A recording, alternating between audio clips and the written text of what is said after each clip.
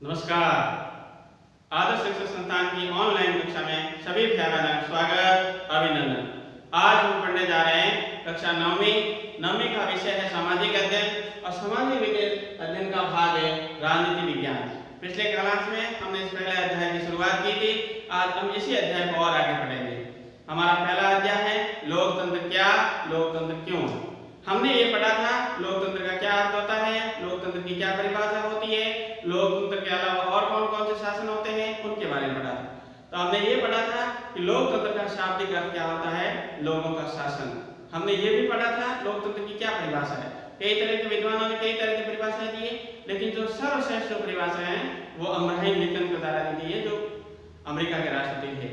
उन्होंने कहा है लोकतंत्र वो शासन पद्धति है अर्थात जनता के लिए और जनता के द्वारा जो शासन चलाया जाता है उसे लोकतंत्र कहते हैं। जनता के लिए और जनता के द्वारा जो शासन चलाया जाता है उसे लोकतंत्र कहते हैं। ये लोकतंत्र की परिभाषा अब्राहम लिंकन ने दी, जो अमेरिका के राष्ट्रपति हुआ करते थे। इसके साथ साथ हमने ये पढ़ा और कौन कौन सी शासन व्यवस्था होती है लोकतंत्र अधिक। इसके अलावा अधिनायकवाद शासन व्यवस्था होती है, राजतंत्र होता है, सैनिक शासन होता है, कई तरह के शासन होते हैं। लेकिन उन सभी शासन व्यवस्था में जो सर्वश्रेष्ठ शासन व्यवस्था है और दुनिया के अधिकतर देश जिस शासन व्यवस्था को अपना रहे हैं और भारत में भी जो शासन व्यवस्था है उसका नाम है लोकतंत्र। हमने लोकतंत्र के बारे में परिचय पढ़ा था, लोकतंत्र के बारे में दुनिया के देशों के बारे में पढ़ा था। ये लोकतंत्र कुछ विद्वान कहते हैं अच्छा है और कुछ विद्वान कहते हैं लोकतंत्र बहुत ही खराब है। लावेज जैसे विद्वान वो कहते हैं दुनिया की जो सर्वश्रेष्ठ शासन पद्धति है वो लोकतंत्र है, लेकिन इसके विपरीत बर्क जैसे विद्वान है वो कहते हैं सबसे जो घटिया शासन पद्धति है, सबसे जो लज्जाहीन शासन पद्धति है वो है लोकतंत्र। तो बर्क इस लोकतंत्र का सबसे कट्टर विरोध करने वाला और इस लावेज इस लोकतंत्र का सबसे प्रबल समर्थक है। तो इस तरह से कई लावेज के साथ और विद्वान है, बर्क के साथ और कई विद्वान है। इस तरह से अलग अलग विद्वान अलग अलग अपने विचारधारा रखते हैं। कौन सा लोकतंत्र किस आधार पर अच्छा है और किस आधार पर बुरा है, इस तरह से आज हम जो पढ़ने जा रहे हैं वो ये पढ़ेंगे लोकतंत्र की आलोचनात्मक व्याख्या करेंगे, किस आधार पर ये अच्छा है और किस आधार पर ये खराब है। तो सबसे पहले हम पढ़ने जा रहे हैं लोकतंत्र की विशेषताएं, लोकतंत्र के गुण। लोकतंत्र का अर्थ लोगों का शासन, परिभाषा लोगों के लिए और लोगों के द्वारा जो शासन चलाया जाता है उसे लोकतंत्र कहते हैं।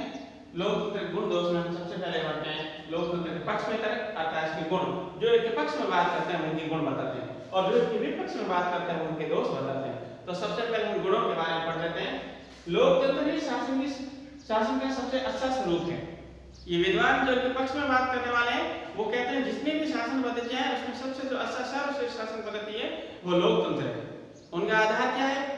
उनका आधार है लोगों की अभिव्यक्ति करने का अधिकार मिल जाता है, लोगों को अपनी इच्छा अनुसार कार्य मिल जाता है, लोगों को आगे बढ़ने का अवसर मिल जाता है, लोगों का सर्वांगीण विकास होता है। जबकि जब सैनिक शासन होता है, अधिनायकवाद शासन होता है, राजतंत्र होता है, वहां पर हर व्यक्ति को आगे बढ़ने का अवसर मिल जाए ये आवश्यक नहीं है। इसलिए दुनिया का जो सर्वश्रेष्ठ शासन पद्धति है वो लोकतंत्र है।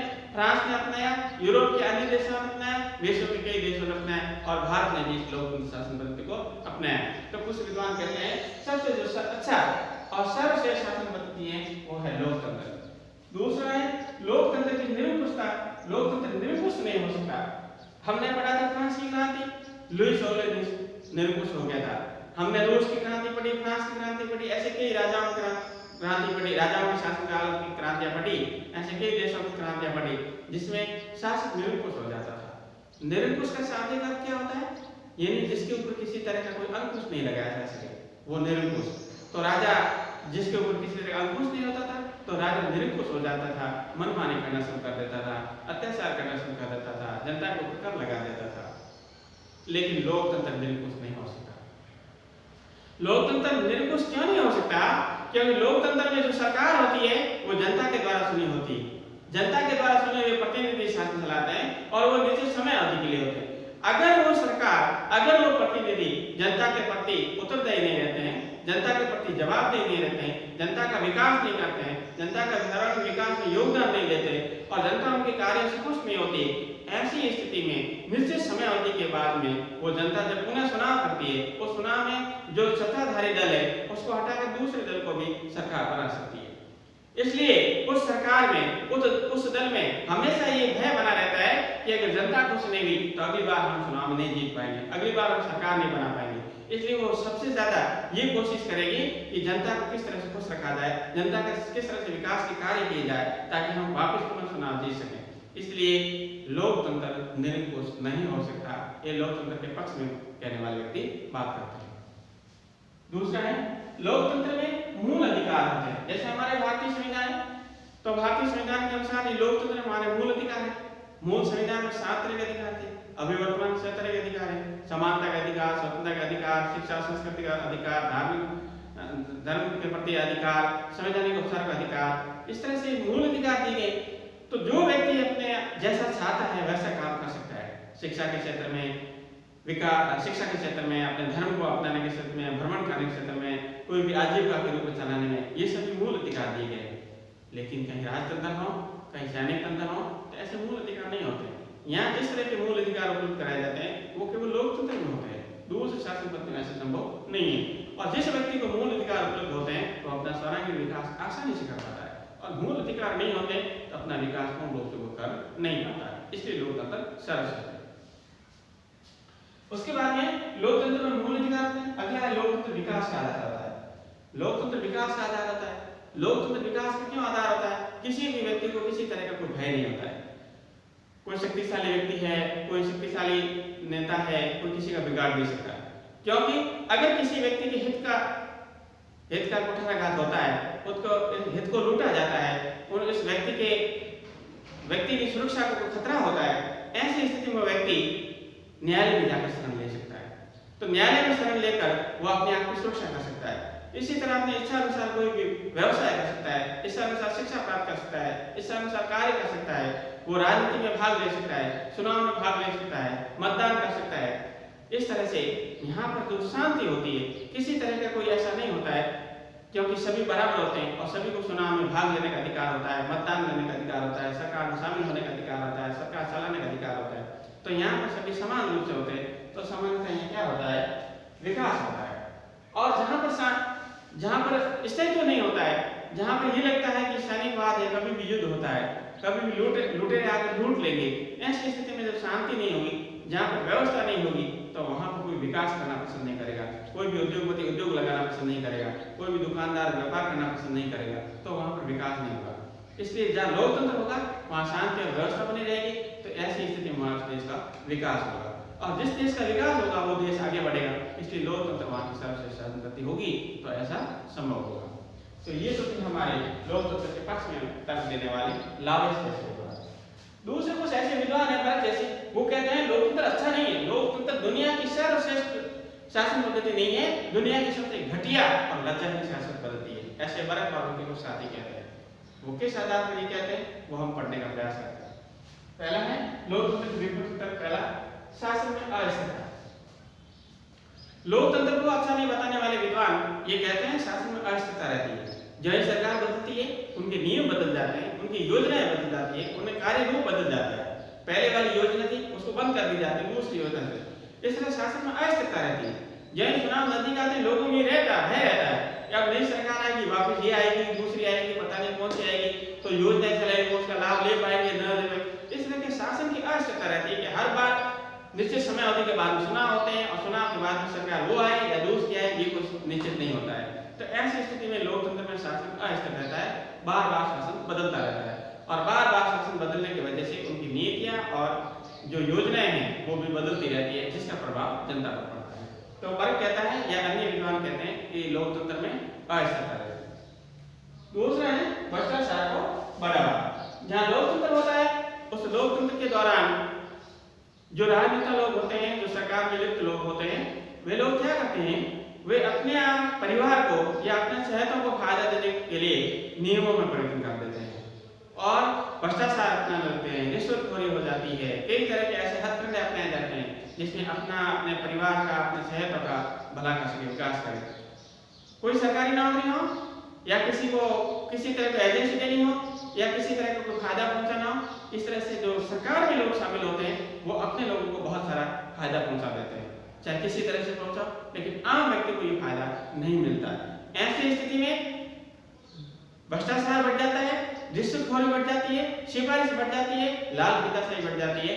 तो ये जो अवगुण होते हैं ये लोकतंत्र में होते हैं। अगर एक किसी व्यक्ति का शासन होता है तो ये पक्षपात नहीं होता है, उसका निर्णय फाइनल होता है। लेकिन इसमें ऐसी आशंका रहती है कि हर व्यक्ति अपने व्यक्तियों को आगे लाने का प्रयास करता है और दूसरों के हितों को कुचला जाता है।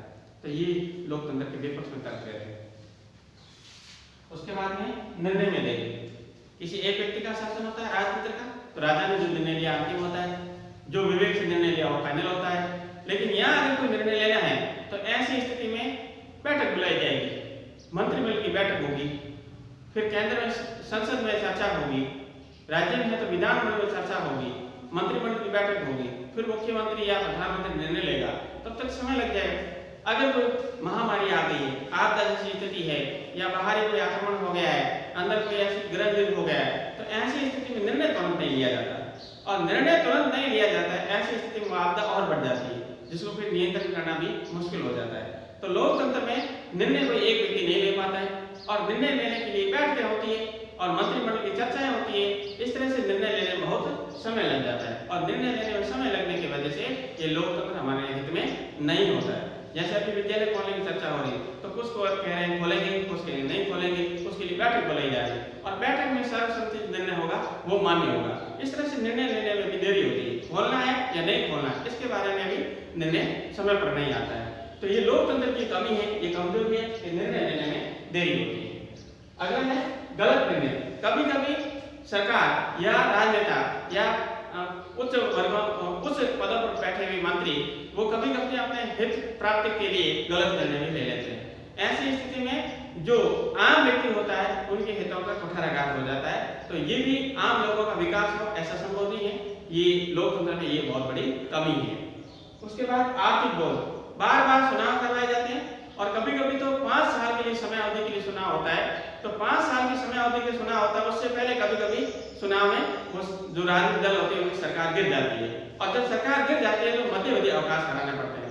तो ऐसी स्थिति में बार बार चुनाव कराने की वजह से सरकार का खर्चा बढ़ जाता है, और वो खर्चा जनता से वहन किया जाता है। इस तरह से कर बढ़ाए जाते हैं, महंगाई बढ़ जाती है। तो बार बार मध्यावधि के चुनाव होने के कारण आर्थिक बोझ सरकार पर बढ़ जाता है, और वो आर्थिक बोझ जो सरकार पर होता है वो देश पर हो जाता है, और जो देश पर हो जाता है वो जनता पर हो जाता है। तो लोकतंत्र की वजह से जनता के ऊपर कर्ज बढ़ जाता है। तो ये लोकतंत्र की बहुत बड़ी कमी है। तो आज हमने पढ़ने का प्रयास किया कि लोकतंत्र में क्या क्या अच्छाइयाँ हैं, लावेश जैसे किस आधार पर लोग लोकतंत्र का समर्थन करते हैं। आज हमने पढ़ा लोकतंत्र में क्या क्या बुराइयां होती हैं, वर्ग जैसे किस आधार पर लोकतंत्र की बुराई करते हैं। तो आज इस पाठ का ये अंतिम सारांश था। तो लोकतंत्र क्या, क्यों, इसलिए, और उनकी अर्थ, उनकी परिभाषाएं, किस तरह की शासन पद्धतियाँ होती है, कहाँ कहाँ किस तरह की हैं। उसके बाद में लोकतंत्र के गुण और दोष के बारे में पढ़ा। अगले क्लास में हम अगला अध्याय पढ़ेंगे। तब तक के लिए धन्यवाद, नमस्कार।